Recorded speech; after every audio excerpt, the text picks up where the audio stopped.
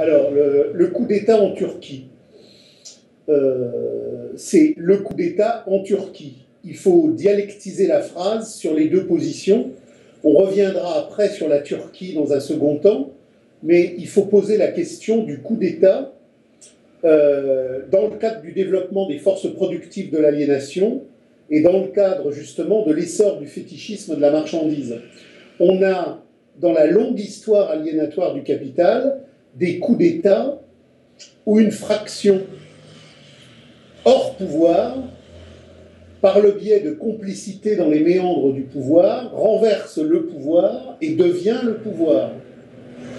Et on a des coups d'État qui sont effectivement des fractions du pouvoir au pouvoir, qui, pour éliminer des contradictions internes à l'émergence accomplie de son pouvoir, met en marche une cinématographie du leurre, de la mystification, de la manœuvre, pour éliminer ce qui l'empêche d'accomplir son pouvoir absolu.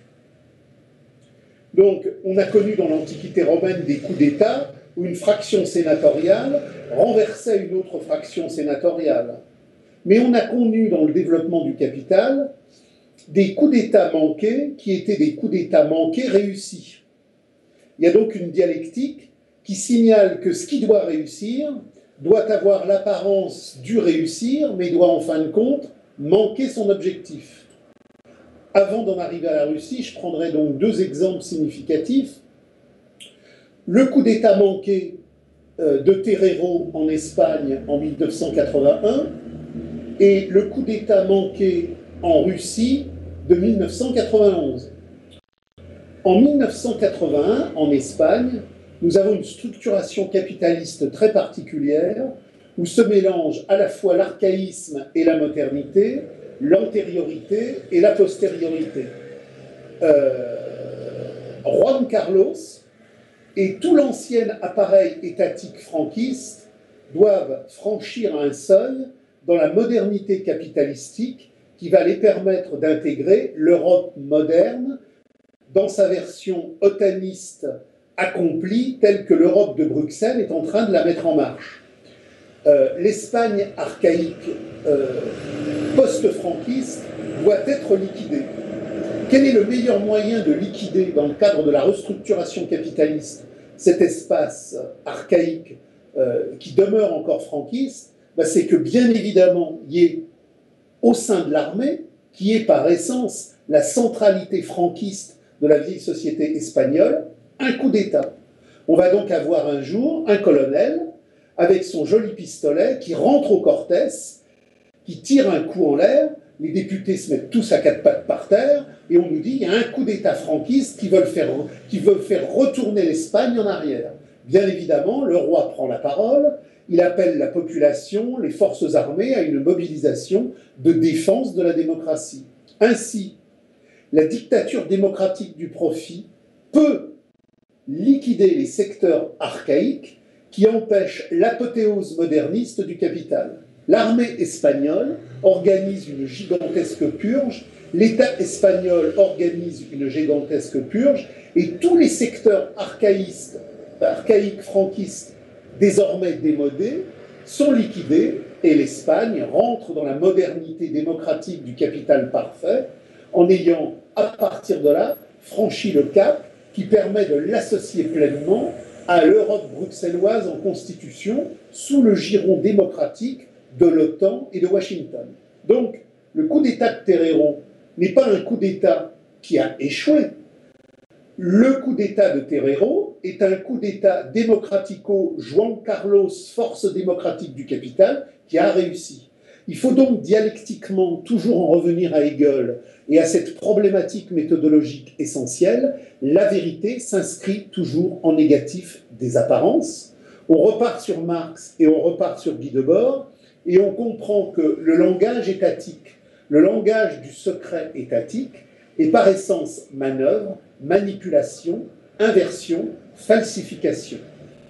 La marchandise est tout entière un complot contre l'humanité. Il n'y a pas de comploteurs policiers qui, dans des souterrains obscurs, avec des lunettes spécifiques, mettent au point des dispositifs doctrinaires qui sortiraient de leur cerveau pour faire avancer la spéculation, le cosmopolitisme de la marchandise, ou je ne sais quoi.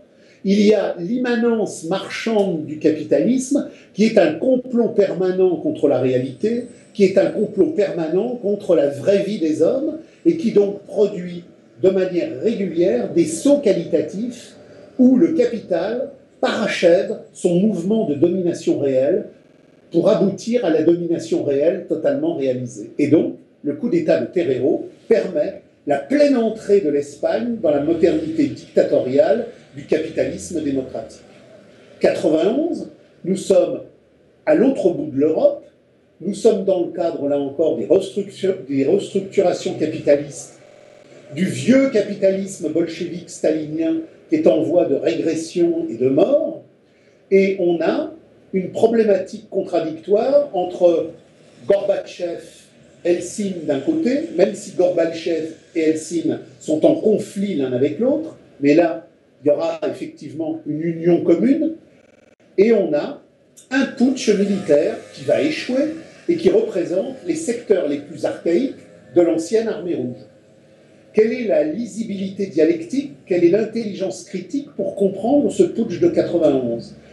C'est que bien évidemment, pour la marche en avant vers la nouvelle Russie, il est absolument décisif que tous les vieux corps armés et policiers de l'ancienne structure capitalisme d'État monolithique soient liquidés, parce qu'ils sont un frein à l'irruption réformiste dans la modernité dictatoriale de la pleine démocratie capitaliste dans laquelle la Russie veut rentrer.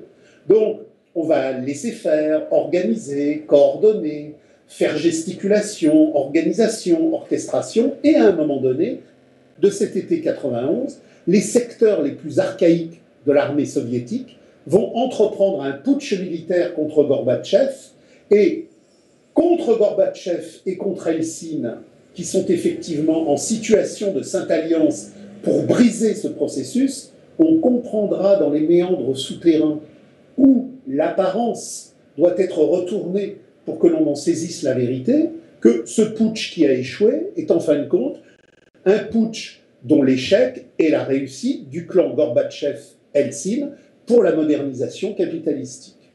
Donc, il faut toujours en revenir au fait qu'un putsch, ce n'est pas une structure politique à un moment donné qui se réagence. Il faut en revenir à Debord et à Marx et à la compréhension déterministe de la dialectique des forces productives de l'histoire.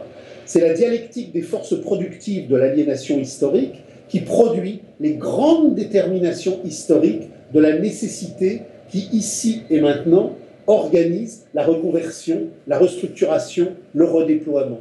Le coup d'État, c'est un redéploiement dans la manipulation étatique du développement dialectique des forces productives de l'aliénation marchande. Et aujourd'hui, la même méthode, le même regard de radicalité critique doit effectivement s'imposer pour la Turquie.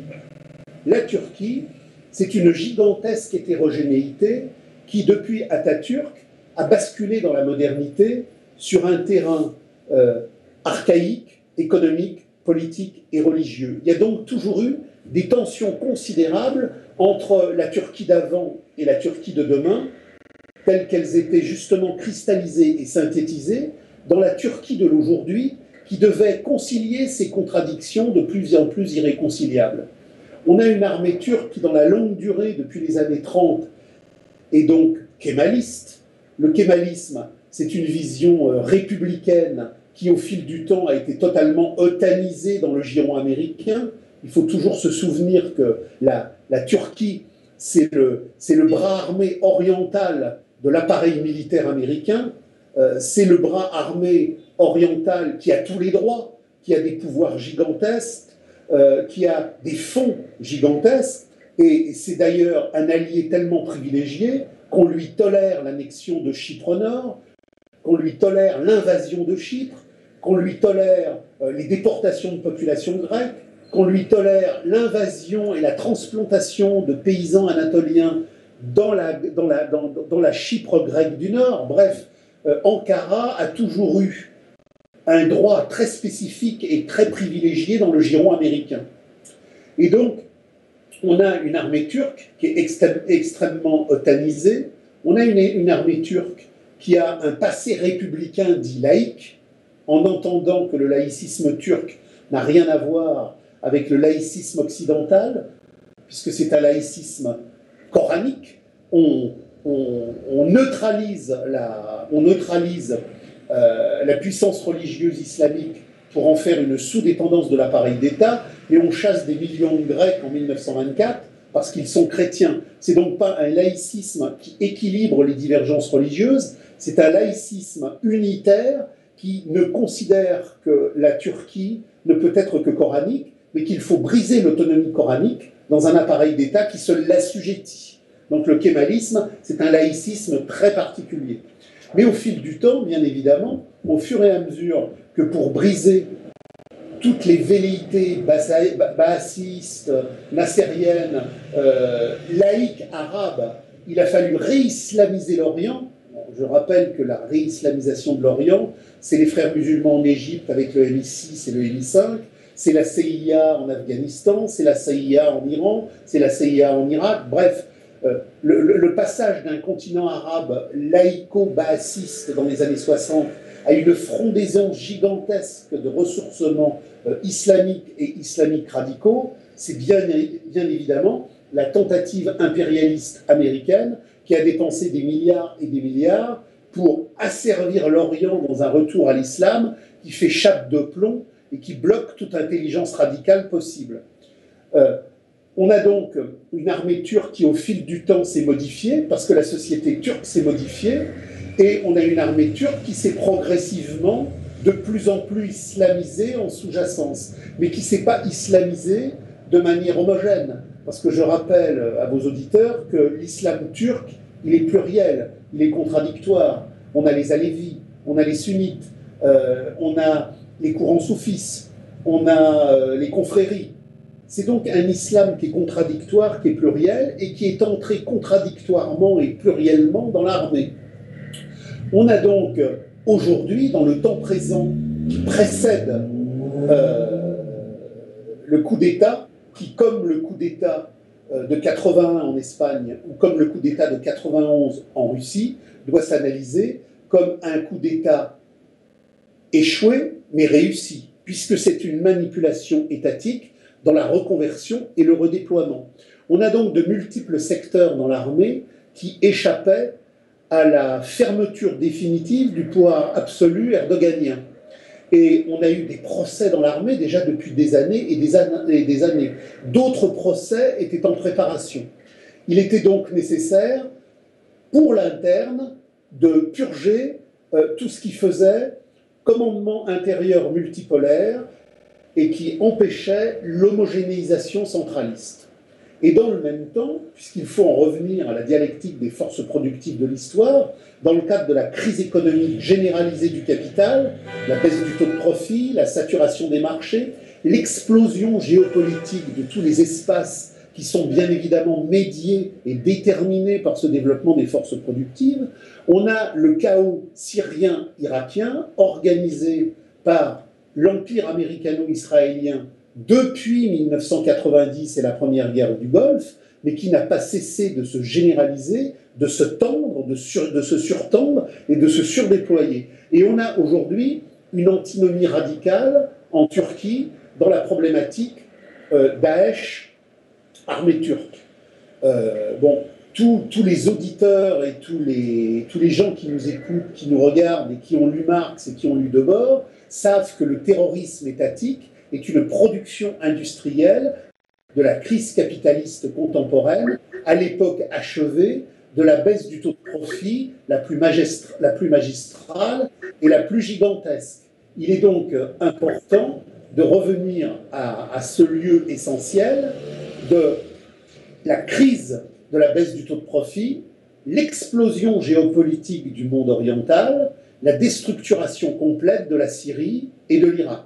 L'Irak s'est réussi, la Syrie, ça patine.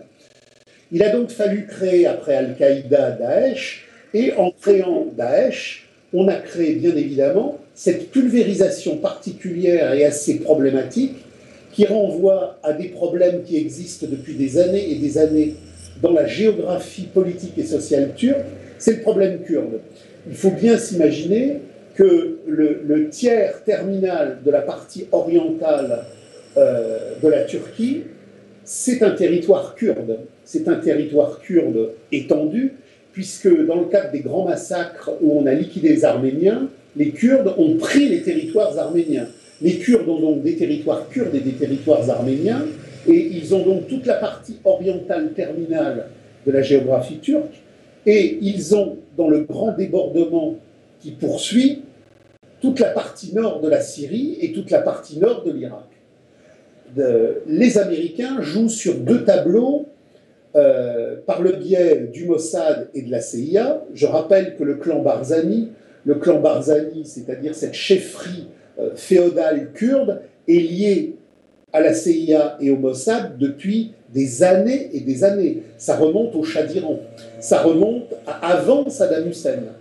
Donc, éclater l'Irak, éclater la Syrie, le grand projet sioniste repris par la revue Kivunium, le grand projet pentagonique de la CIA, c'est effectivement une balkanisation infinie de ce territoire.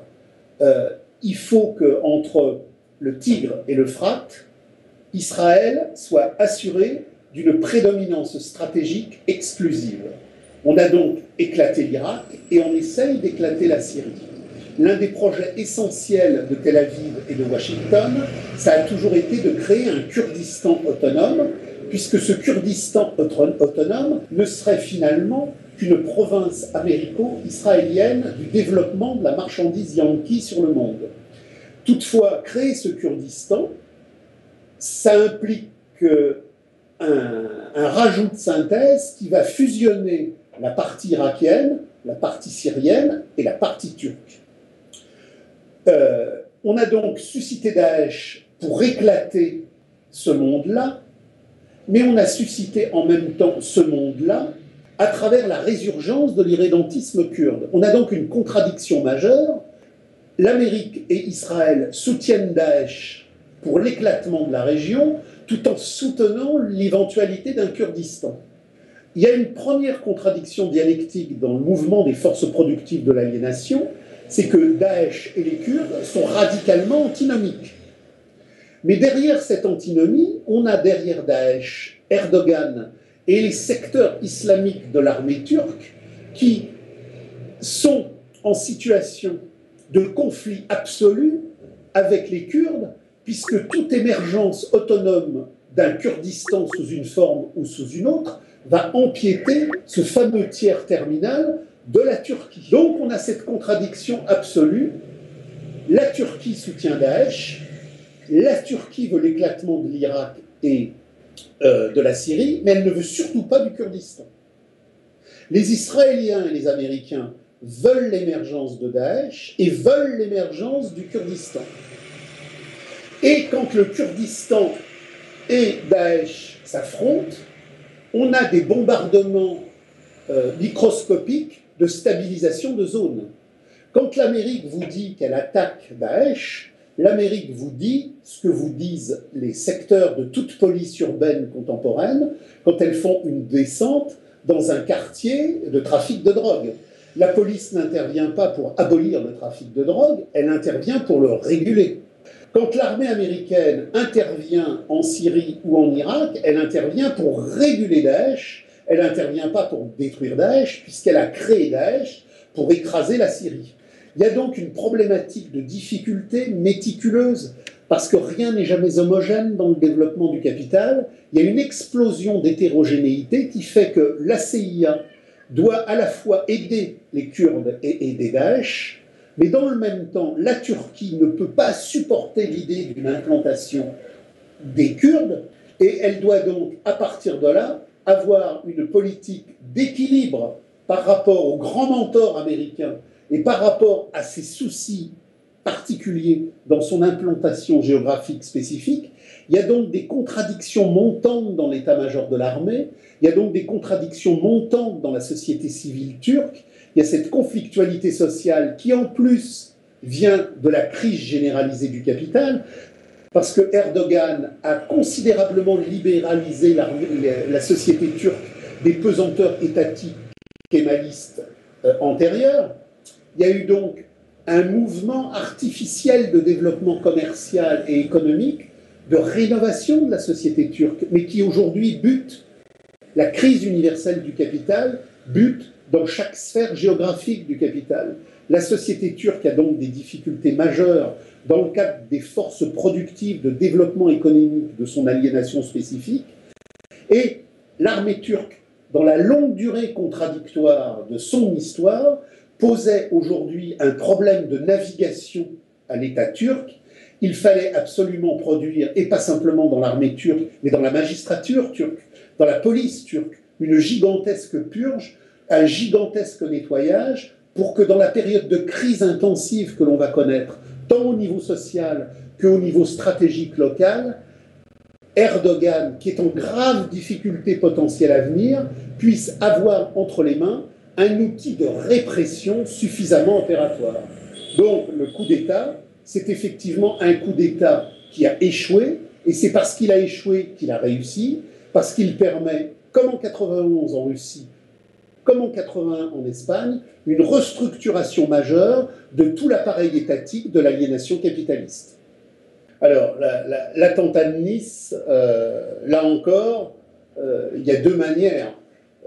Il faut en revenir à Hegel. Il y a l'histoire des apparences, la surface des choses, et il y a l'histoire radicale des dialectiques de grande profondeur qui font que l'essence historique des longues durées est le seul lieu majeur qui permet de comprendre. Alors, comprendre les attentats de Nice, je renvoie nos auditeurs à ce que j'ai pu écrire dans les commentaires sur l'extrême radicalité des temps derniers. Ça n'a aucune originalité. C'est la reprise méthodologique, intangible, incoercible de ce présupposé méthodologique qui a été posé par Hegel, qui a été posé par Marx et qui a été posé par Debord, et qui est synthétisé dans les commentaires de Debord au moment de la grande crise terroriste italienne. Nice, rien de nouveau. Nice, c'est Bologne. Nice, c'est l'attentat de la Piazza Fontana. Il faut comprendre, et même si Debord, lui, n'avait pas été jusqu'au bout de cette compréhension, il faut le faire en revenant à Marx, c'est la dialectique des forces productives de l'aliénation qui rend nécessaire la production industrielle de masse du terrorisme étatique. Retour à Marx, retour à Rosa Luxembourg, crise du capital, crise de la domination réalisée du capital, baisse du taux de profit, saturation des marchés, impossibilité pour le capital dans cette phase absolument répandue jusque dans les fibres les plus fibreuses de sa centralité, de pouvoir trouver une solution à la crise majeure de sa contradiction valorisation-dévalorisation. Le capital, c'est cette baisse du taux de profit incoercible qui bute sur la saturation des marchés et qui, au moment où le crédit factice est en train de s'effondrer, ne peut plus avoir d'autre issue que la manipulation monétaire ou la manipulation terroriste. La manipulation monétaire du terrorisme, la manipulation terroriste de la monnaie, le terrorisme est l'expression supérieure et accomplie du capitalisme intégral dans sa crise intégrale. Au moment de Charlie, au moment du Bataclan, j'avais dit que nous en étions au préambule. Il faut lire les textes radicaux des années 70-80 qui avaient prévu et qui avaient anticipé le développement terroriste du capital. Ce n'est pas une folie ministérielle, ce n'est pas une folie d'appareillage étatique, ce n'est pas la folie des services spéciaux. C'est ce que Rosa Luxembourg appelle le chaos absolu de l'anarchie capitaliste dans sa crise totale. Et là, on en revient à Orwell et à 1984.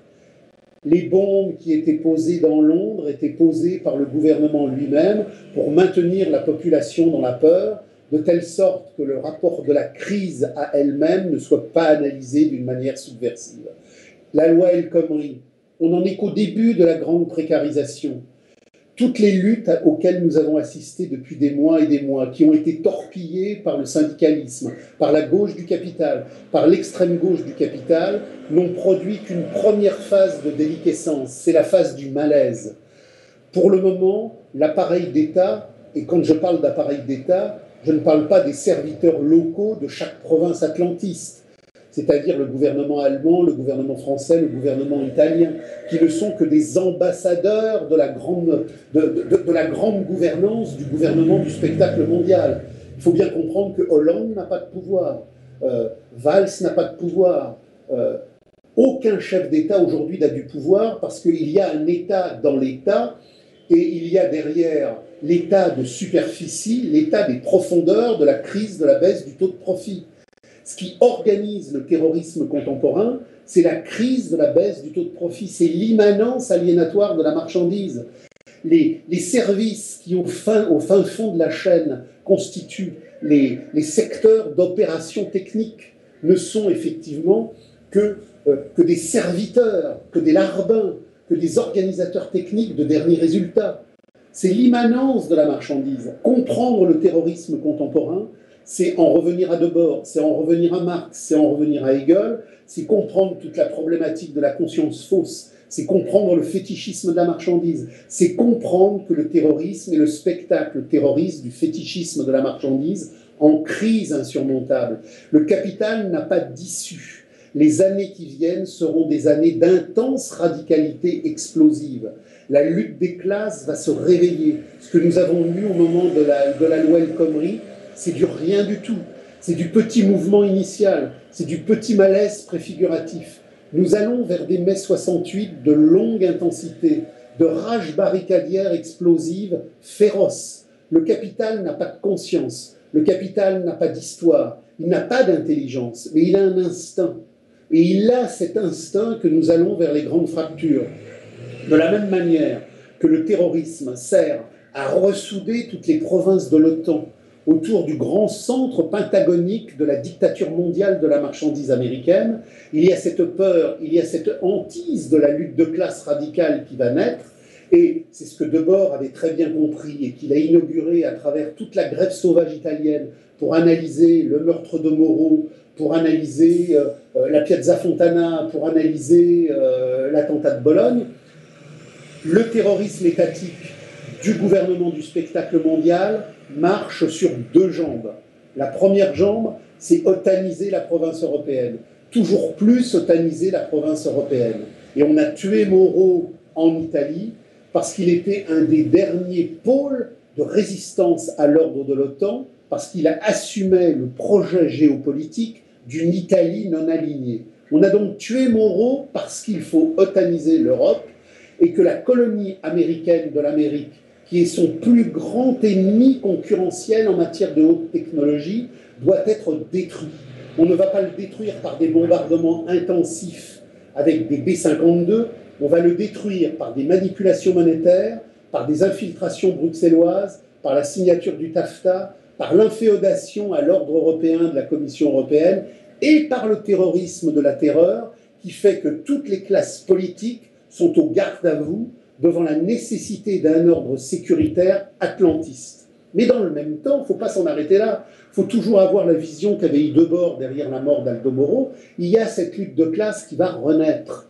Et cette lutte de classe qui va renaître, elle nous renvoie aux attentats anarchistes du début du siècle, quand des grèves radicales avaient lieu et que l'on faisait péter des bombes soi-disant anarchistes qui venaient du ministère de l'Intérieur. Je renvoie vos auditeurs à toute l'histoire d'Auguste Vaillant et aux bombes mises à l'Assemblée nationale, du temps de Clémenceau et des manipulations politiques et policières. Clémenceau, le grand chef de l'antiterrorisme, mais le grand chef de la grève brisée.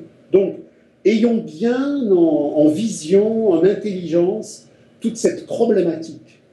La lutte de classe va renaître, elle va renaître en septembre, en octobre, elle va être très problématique, et nous aurons des Nice, des Bordeaux, des Paris. Les attentats qui ont lieu aujourd'hui, je les avais prévus déjà il y a 2 ou 3 ans dans une vidéo que nous avions fait ensemble. Non pas parce que mon cerveau aurait une pertinence particulière, mais tout simplement parce qu'avec humilité, dans une relation méthodologique impersonnelle de subversion critique, il faut connaître les textes radicaux. Les textes radicaux ne sont pas sortis de la tête de Hegel, de la tête de Marx ou de la tête de Debord. Ils expriment la radicalité la plus consciente de la lutte de classe maximaliste, la plus intransigeante. Donc, pour que l'on comprenne ce qui se passe, il faut vivre intelligent.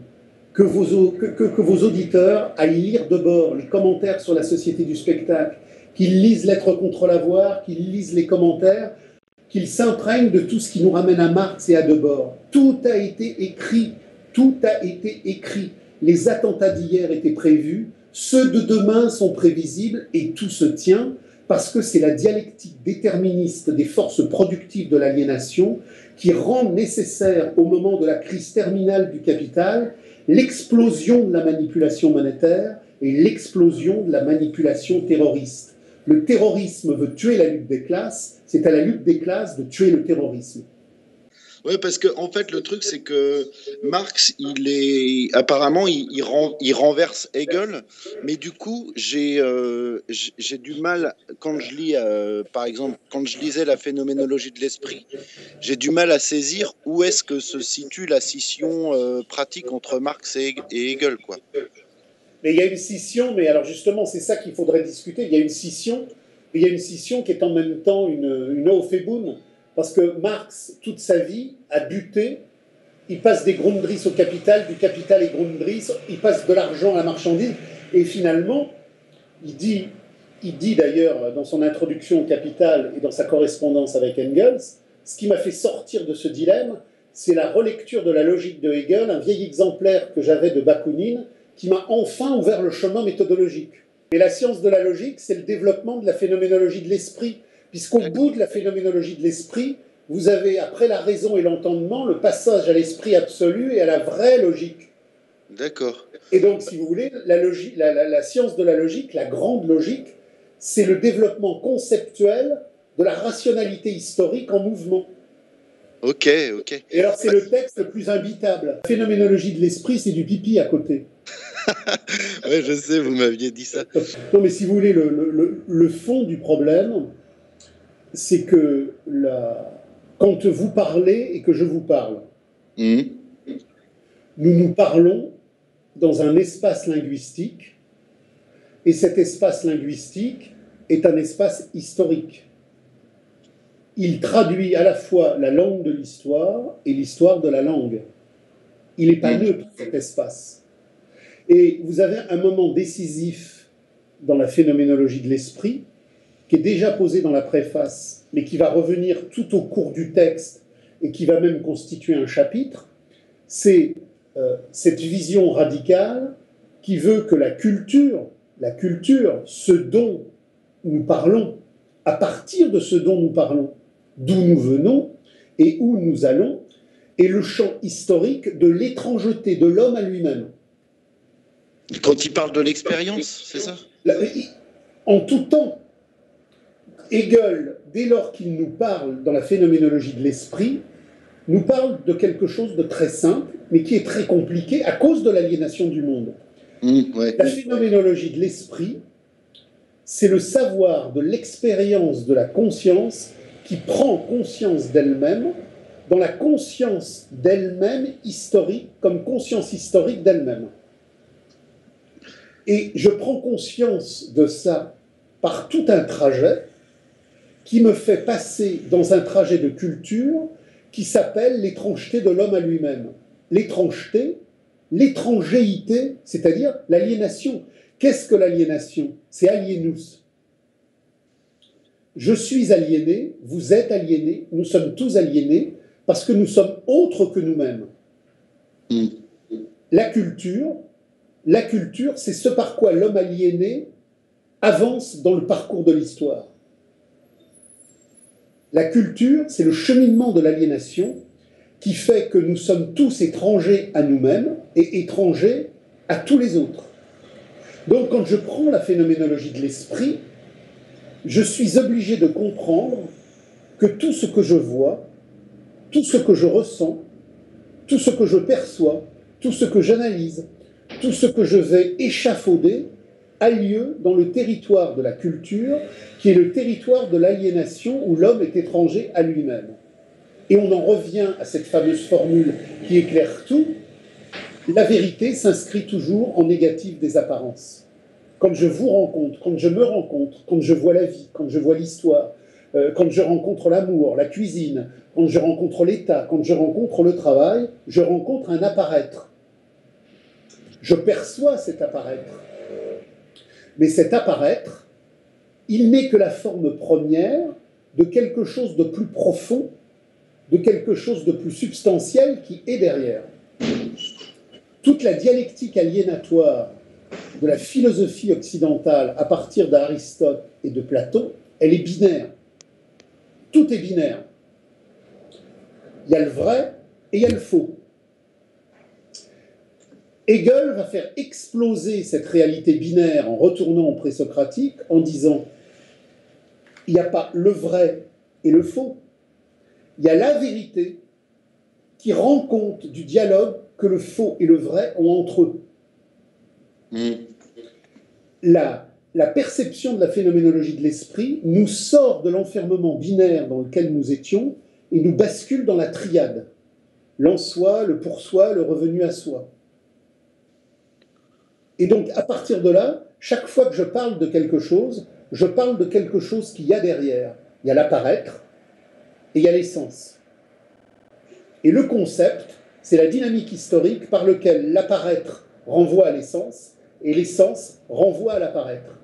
Et c'est pour ça que Hegel est décisif pour comprendre Marx, parce que si je prends les Grundrisse et si je prends le Capital, j'ai constamment des allers-retours pour analyser le fétichisme de l'aliénation territoriale de cette culture de la marchandise. Est-ce que je parle de l'argent ou est-ce que je parle de la marchandise ? Mais les Grundrisse, c'était pas des brouillons pour faire le Capital ? Alors, c'est les fondements. On pourrait dire que c'est des brouillons, mais c'est des brouillons qui ont pris une telle densité que ce n'est pas des brouillons. C'est dans les Grundrisse qu'il y a toute la compréhension dialectique du mode de production oriental. Donc, si vous voulez, quand il part des Grundrisse, il part de l'argent. Quand il part du capital, il part de la marchandise. Et il y a constamment un aller-retour entre forme marchandise, forme argent, forme marchandise, forme argent. Mais cette dialectique du concept, Marx, pendant des années et des années, a buté. Et s'il renverse Hegel, il renverse Hegel en conservant Hegel. Hegel a abouti à l'état rationnel, et Marx aboutit à l'abolition de l'état. Mais il aboutit à l'abolition de l'état en ressortant la méthodologie hegelienne de son arrêt de mort dans l'état rationnel. Finalement, Hegel a tué sa propre méthode en l'enfermant dans le mythe de l'état rationnel. Et Marx va la chercher en disant « à bas l'état, toute émancipation politique est une servitude humaine, vive l'émancipation humaine, à bas l'état ». Il va rechercher la méthodologie hegelienne, il la renverse. Mais il la renverse contre Hegel, qui s'est arrêté, pour faire revivre Hegel en mouvement.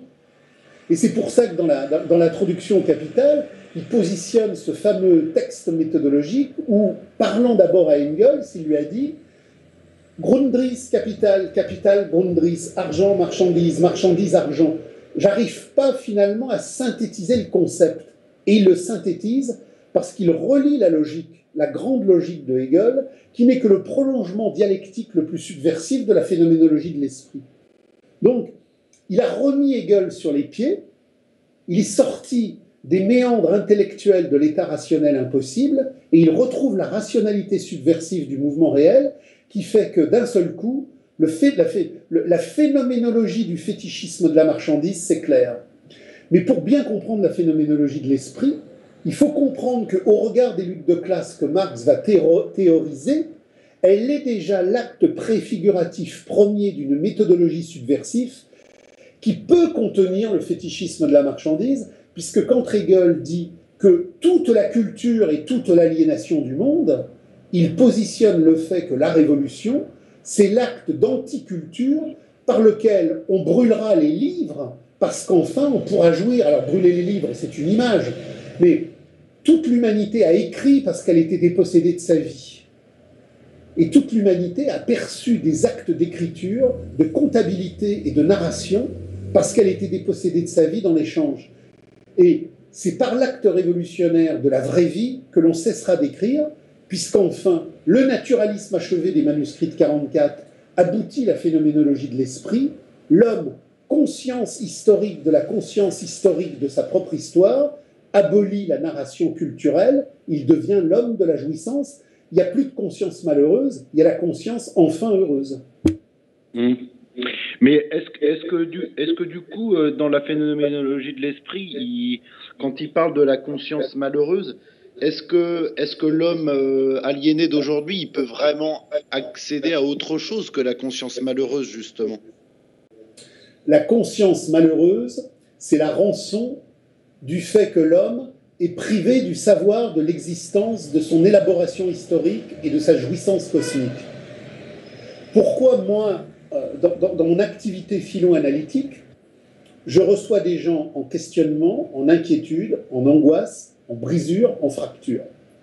Parce que l'homme, dans le cadre du scénario familial qui reproduit l'aliénation mondiale du fétichisme de la marchandise, est séparé de lui-même.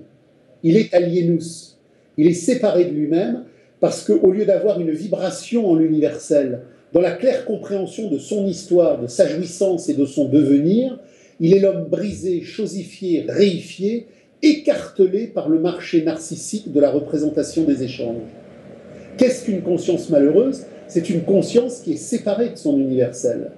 Qu'est-ce qu'une conscience heureuse? C'est la conscience du savoir absolu. Rappelez-vous, à la fin de la phénoménologie de l'esprit, il y a la problématique du savoir absolu.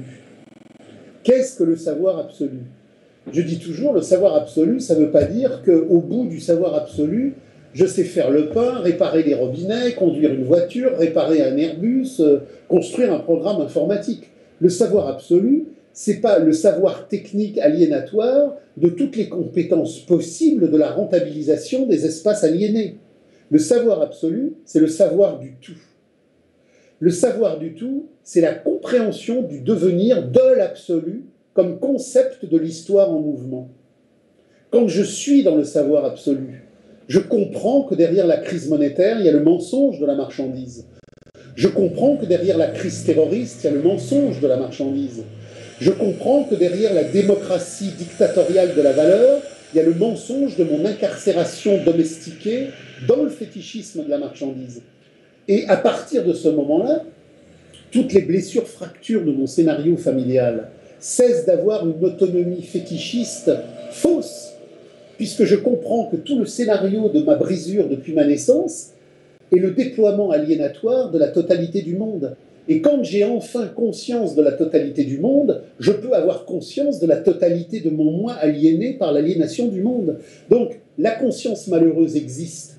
Tant que l'homme n'a pas la conscience historique de l'universel mondial tel qu'il se réfléchit en lui pour le briser, et à partir du moment où j'ai cette conscience-là, je suis en devenir de vraie satisfaction. Alors certes, ma vraie satisfaction humaine, au bout de la crise terminale du capital, c'est quand la communauté émancipée va pouvoir renaître sur les décombres de la marchandise, enfin auto-invalidée par sa crise finale, mais d'ores et déjà, même dans ce monde de la pourriture aliénatoire totale, si j'ai le savoir absolu au sens hegelien, qui est la compréhension historique de l'absolu universel en mouvement, que je comprends les modes de production, que je comprends la crise, que je comprends l'imposture affective des relations narcissiques, que je comprends la folie terroriste de l'appareil d'État mondial. À partir du moment où je comprends tout ça, l'espace entre ma conscience et l'histoire devient un espace d'appropriation intelligente, d'appropriation subversive. C'est plus un espace d'angoisse, c'est plus un espace d'anxiété, de crispation et de fracture.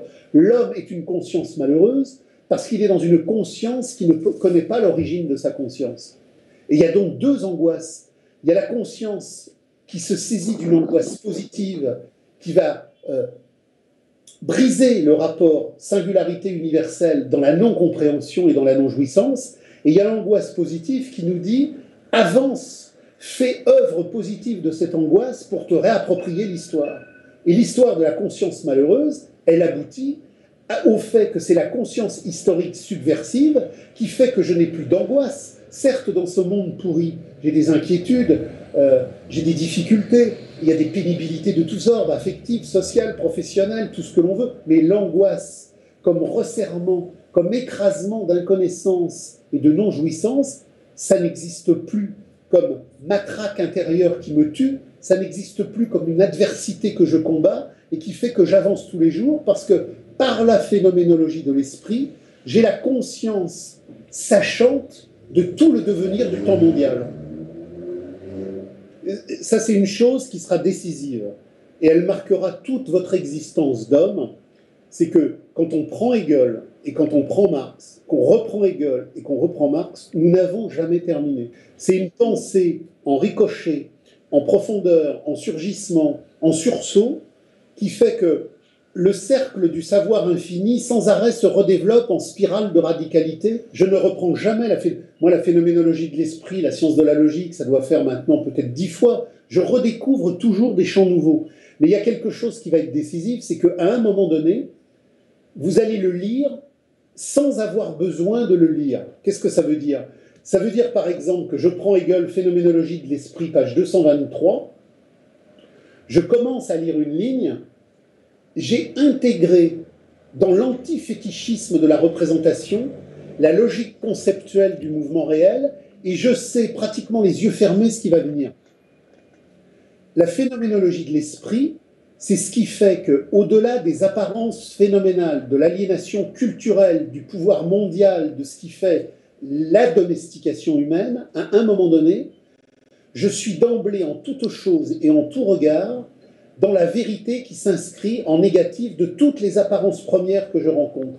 Il y a donc un déclic méthodologique qui fait autonomie du sujet dans sa lecture, qui fait automouvement de l'homme dans sa radicalité d'appréhension. Ce que Hegel a posé, c'est en vous et ça vit tout seul. Ça se développe en un automouvement de radicalité qui vous dépasse. Et à un moment donné, vous avez le texte en vous de la page 224, alors que vous n'êtes qu'à la page 222, parce que vous avez intégré la logique et elle se déploie en vous. Vous comprenez ce que je veux dire? Ouais, bien sûr. Et ça, c'est décisif. C'est à ce moment-là qu'on comprend que le texte n'est plus une extériorité, mais qu'il est l'intériorité du mouvement réel. Et tout le texte de Hegel sur la phénoménologie de l'esprit, c'est de comprendre que le tout est l'exposé méthodologique de sa totalité en son essentialité. On retrouve Héraclite, on retrouve Empédocle, le tout et le vrai et le tout, le mouvement du tout et le mouvement du vrai et le mouvement du tout. Et c'est pour ça que finalement, quand Héraclite et Empédocle disent que la pensée et l'être sont la même chose, dans cette toute petite phrase extrêmement courte, il y a toute la densité de la phénoménologie de l'esprit qui conduit à toute la densité de la science de la logique. Ok. Mais il faut se battre. C'est-à-dire que c'est un texte qui est copieux, qui est vaste, qui est problématisant, qui pose plein de difficultés. Mais on lit, on fonce. Sur 20 pages, il y a 10 pages qui ont posé problème. Mais c'est pas grave, on fonce. Et il va y avoir une cristallisation positive. Et puis, au bout du souffle de la première lecture, on reviendra à une deuxième lecture. Mais on ne sort pas de ce texte inerte. On ne ressort pas de ce texte sans effet. C'est un texte d'une puissance radicale qui nous révolutionne. Et c'est le texte de la révolution, parce que finalement, qu'est-ce que dit ce texte? La phénoménologie de l'esprit, c'est le rapport d'expérience de la conscience qui va enfin tout comprendre, mais qui va tout comprendre parce qu'elle sort de l'en-soi premier, des mutilations passives de notre enfermement servile des temps premiers, que par le pourçoi de l'activité, je mets en marche la critique radicale, et que par la critique radicale, je reviens enfin à l'en-soi élucidé.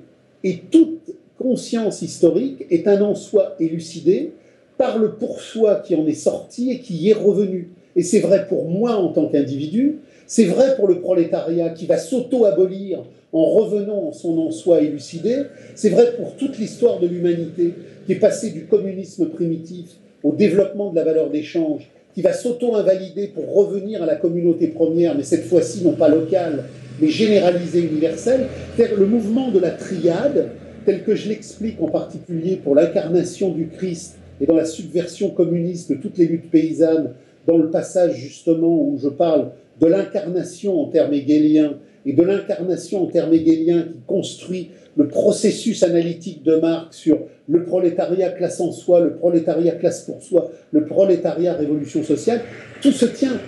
Et tout se tient dans ce fil du temps radical qui dit le tout de la totalité de la totalité. Et si je passe par ça, enfin s'ouvre le chemin qui permet à la conscience malheureuse de ne plus être conscience malheureuse. C'est-à-dire qu'il ne le comprenait pas parce qu'il rentrait dedans, parce que le lire, c'était d'une difficulté considérable. Mais autour de 4 ou 5 personnes qui travaillaient ce texte et qui le travaillaient, alors c'est là où c'est décisif. Ça, il faut que les auditeurs comprennent qu'il y a 2 lectures. Il y a la lecture du Schio et il y a la lecture du Sapio. Il y a la lecture du Schio qui est cognitive et il y a la lecture du Sapio qui est tripale. Schio, c'est la vieille racine indo-européenne du découpé qui a donné, je pense, la science. Schio, c'est la science, mais qui a donné aussi la schizoïdie aliénatoire du capital. Le Schio, c'est une pensée mécanique, cognitive, à la limite binaire, aliénatoire informatique, c'est A ou B. Or que la dialectique ternaire, c'est que A et B se résolvent dans un C d'auto-abolition. A et B tout seul, ça va nulle part. C'est du proudhonisme. A et B, c'est du proudhonisme. On étudie les contradictions, les équilibres. La pensée cognitive binaire est une aliénation infinie qui nous enferme dans le chaos équilibré des aliénations du capital. La pensée ternaire, la pensée radicale, c'est justement cette pensée triadique. Et cette pensée triadique est radicale, et elle est radicale parce qu'elle renvoie au sapio, l'autre grand verbe indo-européen. Sapio, ça veut dire je sais. Mais c'est le sapio d'avant le passage à l'aliénation post-néolithique. C'est le sap du ressentir. Je peux savoir, parce que je sais, à travers des lunettes aliénatoires scientistes, académiques, universitaires, tout le crétinisme de la marchandise qui élabore des savoirs de rentabilisation de l'espace. C'est le schio de la tête, et de la tête aliénée, de la tête sans jouissance, de la tête froide, de la tête triste. Et j'ai le savoir, le sapio, qui est le savoir du cœur chaud, de la tripe vivante, de la vibration érotique. C'est le savoir du ressentir. C'est ce qui a donné le sapor, c'est ce qui a donné le savoir, mais c'est ce qui a donné en même temps la saveur. Le vrai savoir est saveur érotique.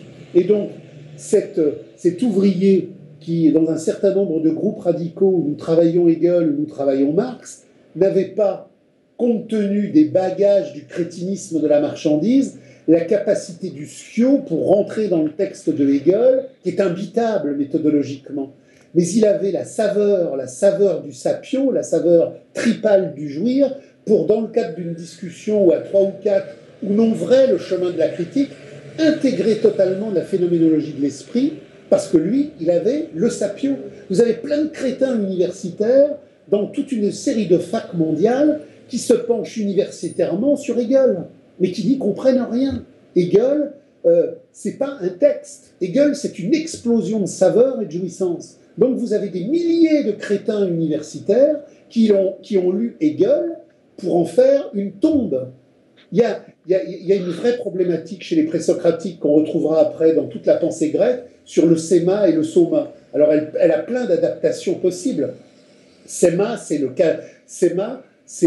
la tombe, et soma, c'est le corps. Si mon soma n'est pas en vibration radicale, il devient un séma, c'est-à-dire un tombeau. Le corps d'un universitaire, le corps d'un intellectuel, c'est le corps d'un débris scindé par le fétichisme de la marchandise. Vous pouvez donner à un intellectuel comme haut lieu d'aliénation, de crétinisme et de bêtises prétentieuses tous les plus beaux textes du monde. Il en fera un séma, il en fera un tombeau, il en fera une mort lente. Le texte de Hegel, le texte de Marx, tous les textes radicaux sont des textes du sapio, des textes de vibration. Et si je veux me confronter au texte, je ne dois pas me confronter au texte avec le cerveau froid du comprendre analytique des objets. Je dois m'y mettre avec le cerveau chaud qui renvoie à la tripe des grandes tempêtes cosmiques et érotiques. Il faut retrouver là les thèses sur Feuerbach. Rien n'a lieu dans les objets. Tout a lieu dans les relations aux objets. Les thèses sur Feuerbach, c'est cette symphonie radicale, finalement, qui dit que toute interprétation de l'interprétation est morte et que toute interprétation doit être activité révolutionnaire de la conscience et du corps. L'histoire, c'est la nature prenant conscience d'elle-même. Seul l'amour vrai est révolutionnaire. Seul l'amour vrai est révolutionnaire parce qu'il s'empare de la totalité du monde pour en renverser la domestication et faire que la relation amoureuse soit vérité transparence et insurrection. Mais seul l'amour est révolutionnaire, parce que seule la révolution tripale permet la vraie sensation émancipatrice qui conduit à l'amour authentique.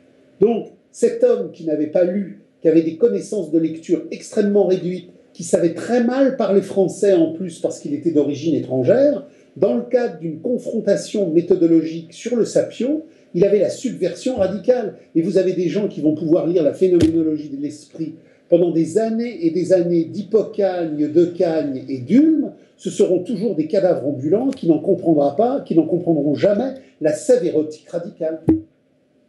Moi, je dis toujours aux gens avec qui je travaille sur Hegel, comment aborder Hegel? Il faut revenir à l'introduction de 1857 de Marx, quand Marx dit ce sont les formes supérieures qui contiennent les formes inférieures.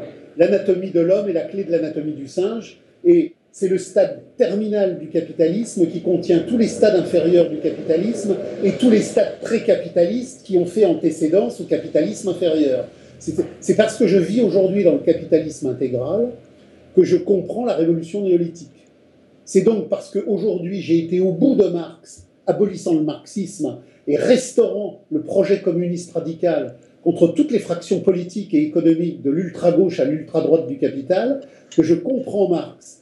Et c'est parce que je comprends Marx que je peux comprendre Hegel. Donc je dis toujours aux gens, avant de lire Hegel, lisez les manuscrits de 44, en particulier la fin, sur la grande problématique du naturalisme achevé, qui renvoie à la phénoménologie de l'esprit. Qu'est-ce que le naturalisme achevé tel que Marx le pose dans les manuscrits de 44?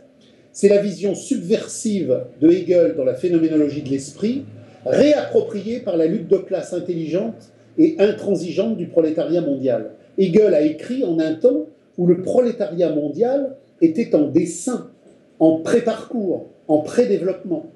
Il a fallu les grandes explosions de 1840-1870 pour que le sujet historique, le prolétariat mondial, apparaisse dans toute sa complétude, dans toute sa puissance et dans toute sa définition historique. Donc Hegel a des intuitions, il y a dans ses textes, en particulier les réflexions politiques de Iéna, des réflexions sur l'argent, sur la banque, sur le prolétariat, mais ça ne peut être qu'embryonnaire. Il fallait le grand surgissement révolutionnaire des années 1840-1871. Et Marx, dans les manuscrits de 44, pose à un moment donné la problématique du renversement de Hegel. Et il l'aboutit dans le naturalisme achevé, qui est la vision subversive accomplie de la phénoménologie de l'esprit.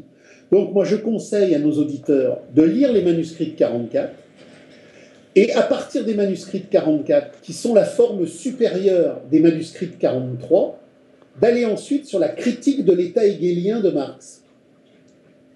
Et le lecteur qui sera passé par les manuscrits de 44, dernier chapitre, critique de Hegel, et qui remontera au manuscrit de 43, critique de l'état hegelien, pourra, à partir de là, avoir un fil conducteur de radicalité subversive qui permettra d'ouvrir la phénoménologie de l'esprit en comprenant, à partir de ce que Marx dit du naturalisme achevé, ce qu'est le savoir de l'expérience de la conscience historique, tel qu'il pose justement toute la difficulté de la phénoménologie de l'esprit, qui est la première pensée qui, après avoir mis Kant à bas, repart sur les présocratiques. Parce que ce qu'il faut bien comprendre, c'est que la phénoménologie de l'esprit, elle vient après que les présocratiques aient succombé à l'imposture socratique. Alors ils n'ont pas succombé comme ça, c'est le devenir social de la civilisation marchande et de la civilisation pré-marchande qui tue la réflexion présocratique, puisque la réflexion présocratique regarde la communauté, Socrate regarde la société. On passe de la communauté première sans division à l'agora du commerce des choses qui va diviser et fractionner la totalité du monde.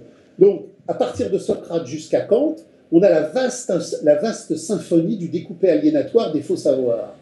Donc, la phénoménologie de l'esprit abat la critique de la raison pure kantienne, abat la critique de la faculté de juger, elle met tout à terre. Et elle met tout à terre parce qu'elle exprime le devenir radical du monde. Mais ce devenir radical du monde, tel que la phénoménologie de l'esprit l'a posé, il n'est compréhensible qu'à travers la lecture de Marx, puisque bien évidemment, Hegel s'est fourvoyé dans l'état rationnel. Pourquoi Hegel s'est fourvoyé dans l'état rationnel alors qu'il avait la méthodologie la plus radicale? parce que la méthodologie radicale de cette radicalité explosive des temps nouveaux était encore prisonnière d'un temps incomplet de développement des forces productives de l'aliénation.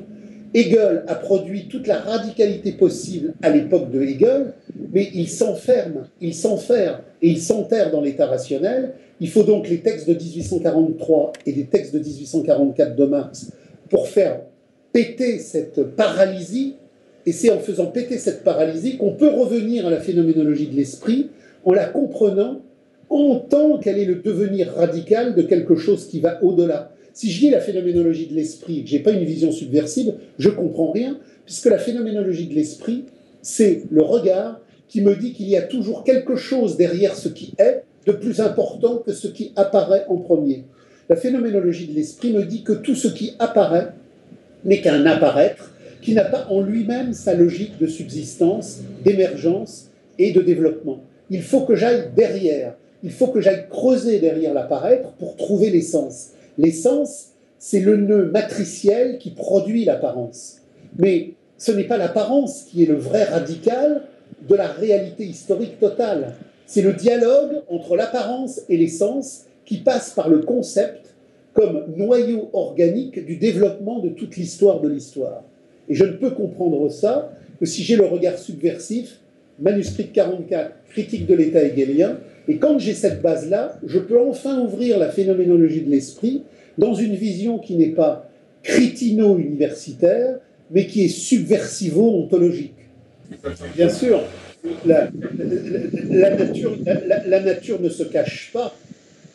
L'apparaître de la nature nous oblige à nous auto-invalider dans notre dissimulation pour aller radicalement saisir le subversif du logos primordial qui est derrière l'apparaître premier. Et le logos primordial des présocratiques nous renvoie à la radicalité logique de la science de la logique de Hegel, qui est d'ailleurs un retour aux présocratiques, et ça nous renvoie bien évidemment aux textes fondamentaux de Marx, sans oublier, et je l'ajoute pour vos auditeurs, la thèse de doctorat sur Démocrite et Épicure, où Marx va prendre la défense de la conceptualisation épicurienne autour du fameux clinamen, qui permet d'avoir une vision atomistique radicale et subversive, qui fait que le déterminisme, c'est le contraire absolu de la passivité, formule que l'on retrouvera chez Bordiga, que l'on trouve chez Hegel et qu'on le retrouve tout au long de l'histoire de Marx, et qui est déjà dans sa fameuse thèse sur Épicure, à savoir que le déterminisme de l'histoire, c'est comprendre que rien ne peut émerger en l'histoire tant que les conditions préalables qui autoprésupposent l'émerger n'ont pas émergé. Autrement dit, on peut s'escrimer à l'infini, tant que la crise terminale du capital n'a pas posé l'autoprésupposition de son émergence, notre activité, elle ne peut être que subjectivité délirante et inefficacité généralisée. Le seul travail radical pour faire quelque chose de radical, c'est la compréhension du déterminisme de l'histoire qui diffuse des jalons de conscience radicaux contre tous les mensonges de la politique, contre tous les mensonges de l'économie et contre tous les mensonges du cosmopolitisme de la marchandise triomphant aujourd'hui que Marx a prévu dès 1844.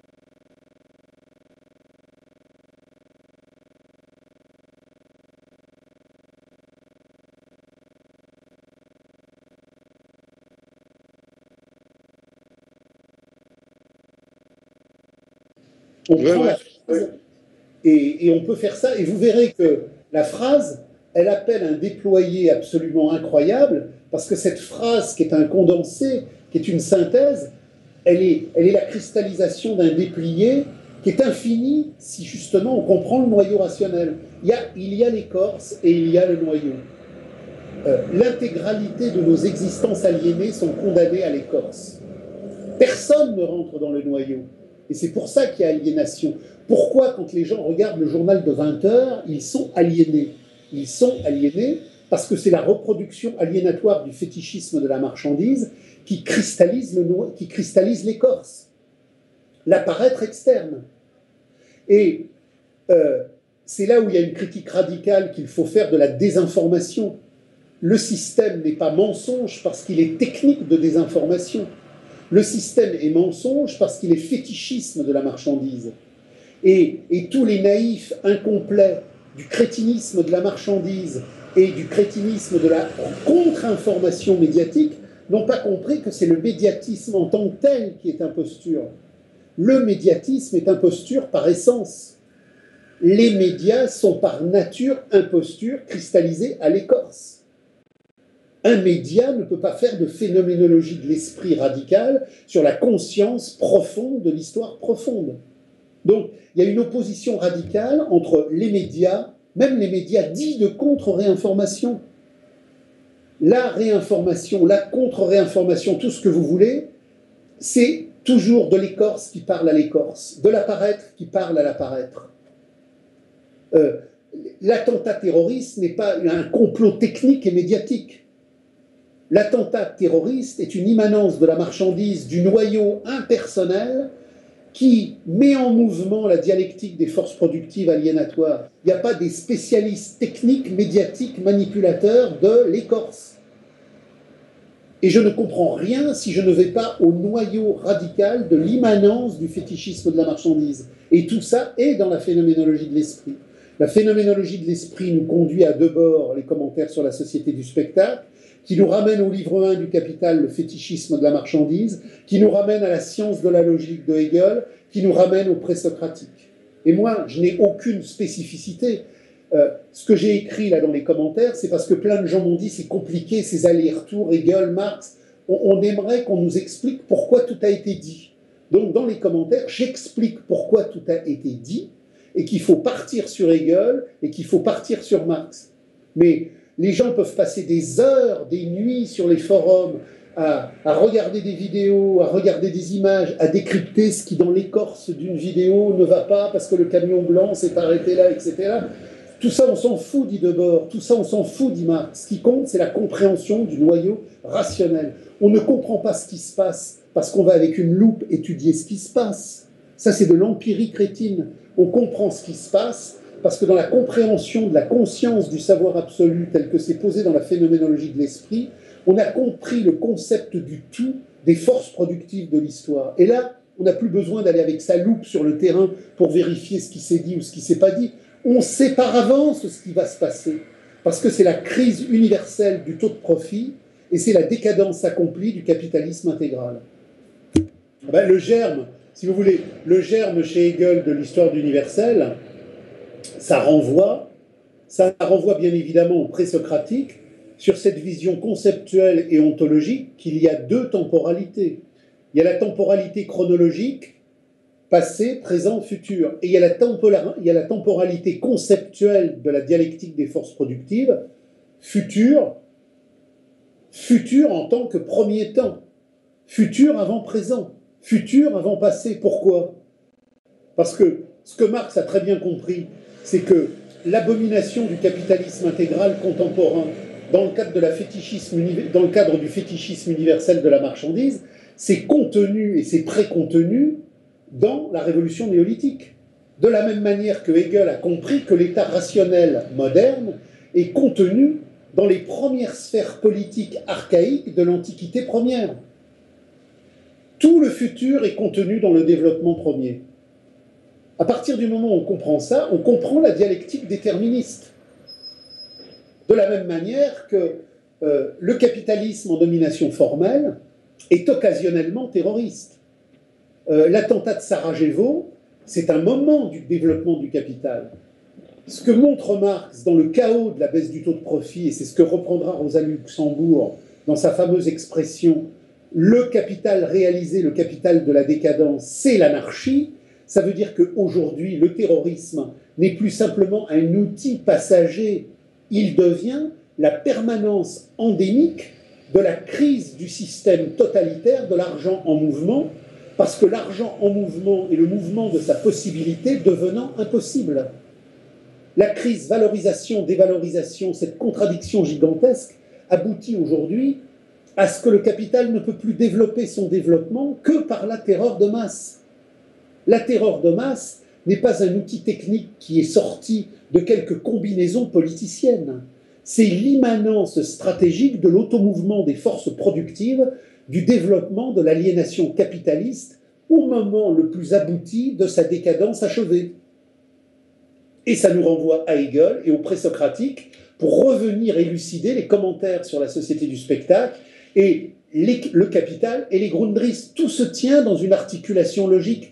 C'est le logos primordial de la communauté émancipée qui revient frapper à la porte de l'histoire dans le fil du temps complet de son mouvement. Disons qu'en substance, pour les présocratiques, pour Hegel et pour Marx, tout est contenu dans l'émergence première. Tout est contenu dans l'émergence première.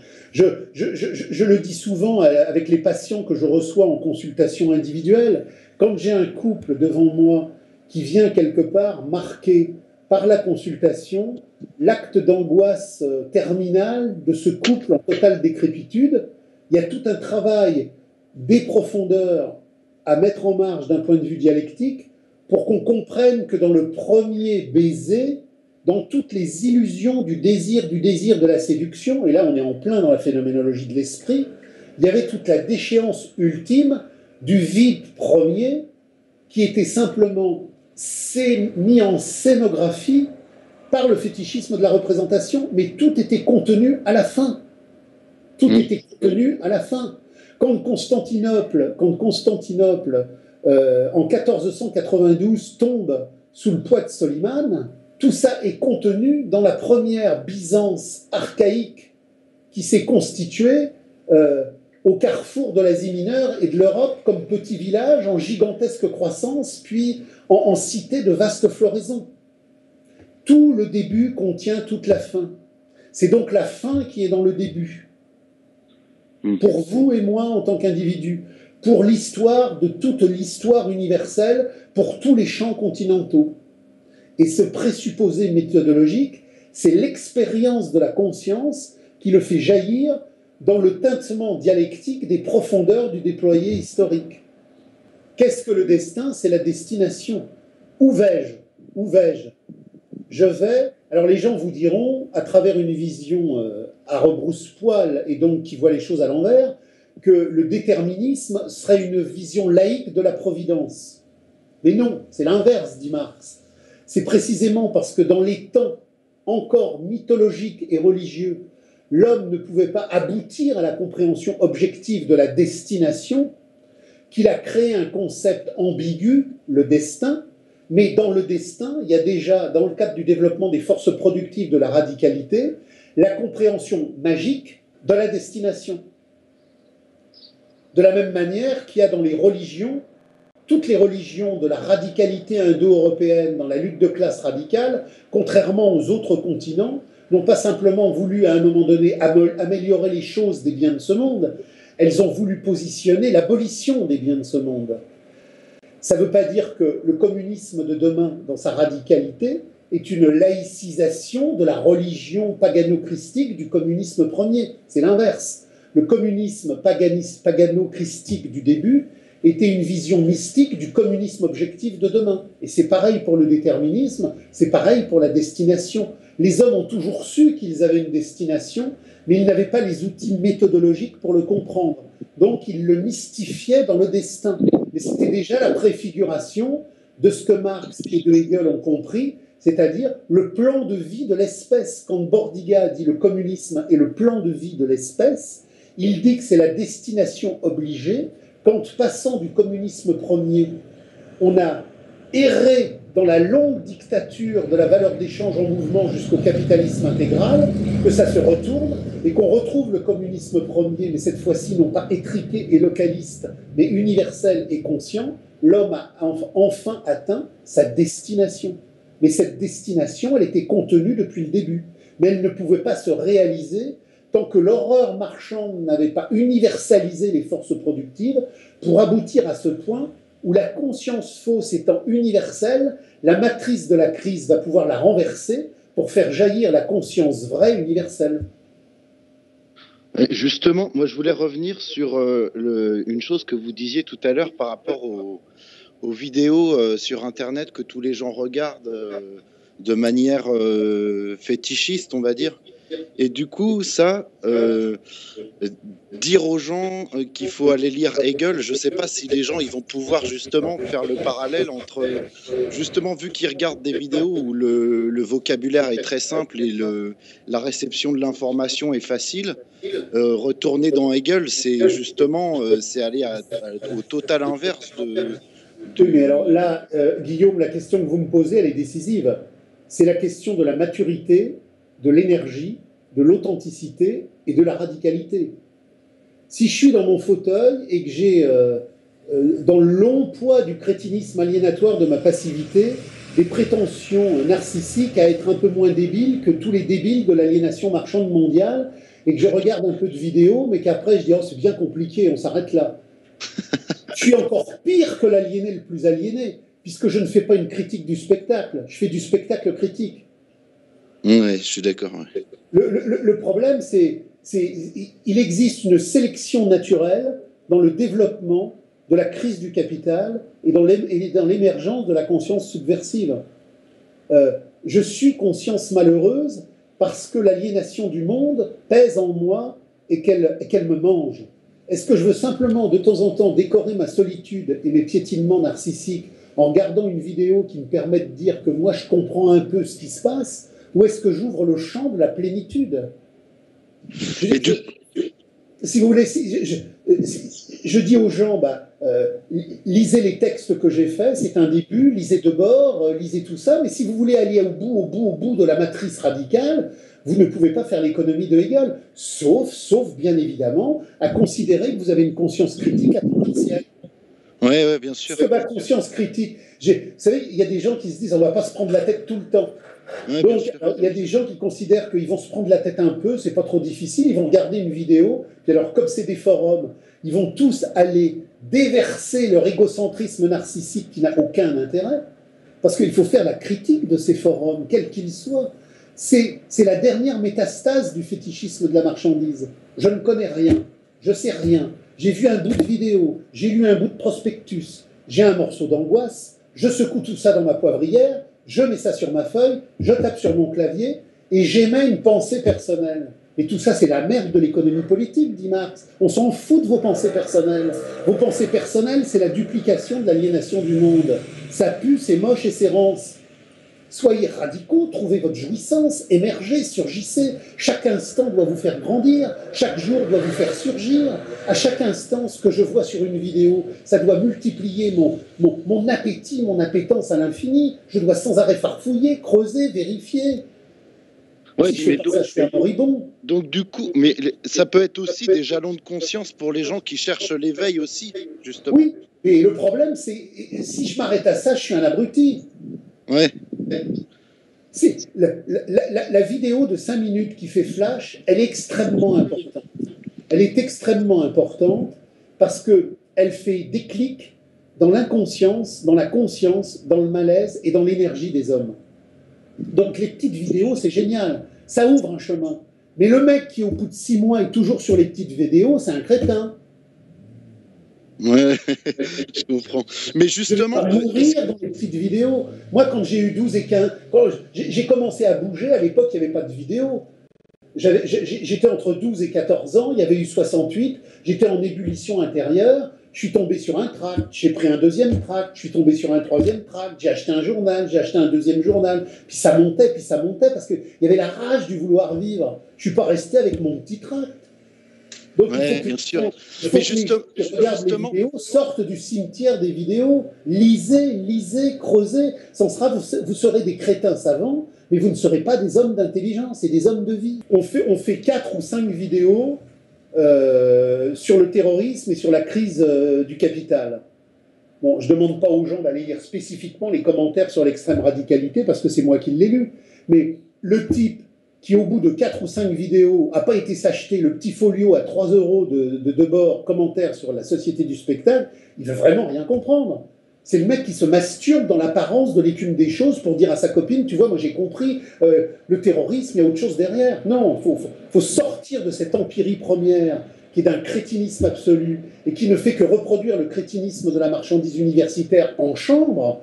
Il faut partir à la découverte du monde dans des textes qui au début ne sont pas trop compliqués, qui après seront plus compliqués. Moi, je vois des gens qui me parlent d'archéologie, qui me parlent de géopolitique, qui me parlent de tas de trucs, ils n'ont rien lu. Ils ont lu un petit fascicule. Je leur dis, mais sur l'archéologie, vous avez lu Engels? Ah bah Engels, c'est vieux. Engels, c'est vieux. Il y a des trucs plus modernes. Il y a des trucs plus modernes. Donc c'est-à-dire que chacun délire dans sa subjectivité narcissique pour rassurer son angoisse, faire plaisir à sa copine, promener le chien, aller planter les haricots. Et de temps en temps, il faut un petit supplément d'âme. Je regarde une vidéo et puis je me mets à dire que moi, je sais des choses. Non, vous ne savez rien. Vous ne savez rien. Et j'ai commencé à comprendre que je devais savoir en me disant, Francis, tu ne sais rien. C'est parce que j'ai compris à un moment donné que j'étais ignare, que j'ai développé la phénoménologie de l'esprit dans un cadre radical. L'humilité première. Le système nous a rendus crétins, abrutis, nous sommes ignares. Pour réapproprier notre existence de jouissance et de conscience, il faut nous réapproprier l'histoire. Donc commencez tous par lire les commentaires sur la société du spectacle, et après, vous pourrez parler à partir des vidéos. C'est ça qu'il faut dire aux gens. Mais les gens ont besoin d'être secoués aussi. Il ne faut pas simplement les caresser dans le poil du narcissisme domestiqué. C'est gratuit. Moi, je me souviens, mes parents me donnaient, quand j'avais 12-15 ans, de l'argent de poche. J'allais sur les quais. Alors, les quais, aujourd'hui, à Paris, n'ont rien à voir avec ce qu'ils étaient à l'époque. Aujourd'hui, les quais, il n'y a plus de bouquinistes, il y en a peut-être un ou deux. On vend des tours Eiffel, des foulards, mais imaginez-vous que dans les années 69-70, les quais, on trouvait Malatesta, on trouvait Marx, on trouvait Voline, on trouvait plein de textes radicaux qui remettaient en cause la vulgate du capitalisme d'État bolchevique. On trouvait des textes radicaux situationnistes, antisyndicalistes. On trouvait plein de choses sur les quais. Mais c'est en lisant qu'on grandit. On ne peut pas grandir si on ne lit pas. Demain, quand nous serons dans la vraie jouissance, nous n'aurons plus besoin de livres, puisque nous vivrons la vraie vie. Mais là, nous sommes ignares, abrutis, domestiqués, enfermés. La réappropriation du jouir passe par la réappropriation du vivre, qui passe par la réappropriation du lire. Donc surtout, lisez quelques textes fondamentaux qui vont vous ouvrir le chemin. L'abolition du travail aliéné, ça c'est bien ça. Et en plus, ça me fait d'autant plus plaisir que dans les fameuses années 75 qui ont suivi les années 60 où j'ai commencé à m'intéresser à plusieurs reprises, j'ai à la peinture mis ça sur les murs. Donc je retrouve une partie de mon enfance, si j'ose dire. Et vous croyez que ça sert encore à quelque chose d'aller taguer sur les murs ou c'est vrai? Ah non, ça sert à rien. Ça sert à rien. Si vous voulez, à l'époque, ce qu'il faut comprendre, c'est que quand on sort de 68 et tout au long des années 70, il y a une ébullition, mais qui est gigantesque. Vous avez la librairie La Vieille Taupe de Pierre Guillaume, vous avez plein de gens qui rééditent, vous avez plein de gens qui diffusent, même l'édition alimentaire, comme les éditions de 10-18, vont publier des centaines et des centaines de trucs où on retrouve Malatesta, les Grundrisse, les textes de Marx sur la crise, des tas de choses qui étaient introuvables. Dans les années 70, une production éditoriale officielle et officieuse nous a redonné à connaître des textes qui étaient perdus. Donc, bomber sur les murs à cette époque-là, ça avait un sens. Abolition du travail aliéné, si aujourd'hui je vais le bomber sous un pont auprès du périphérique, ça n'a pas de sens parce que ça n'exprime pas un automouvement déjà en enracinement. Alors, il y a des gens qui ont commencé. Ce qui est très intéressant, c'est que derrière les flics du capital qui encadraient la manifestation de protestation contre la loi El Khomri dans son niveau national, il y avait bien évidemment toute la gauche du capital et l'extrême gauche du capital qui veut nous enfermer dans un néo-capitalisme plus humain. Mais il y avait déjà spontanément des gens qui retrouvaient les slogans de la radicalité des années 70.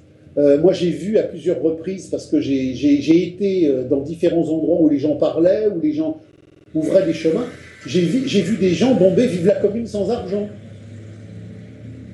c'est pas l'ultra-gauche d'aujourd'hui, parce que l'ultra-gauche d'aujourd'hui, elle est tellement con qu'au lieu d'attaquer le rapport social, monétaire et financier, elle attaque les bagnoles de flics. On n'attaque pas. Alors là, on est en plein dans la phénoménologie de l'esprit.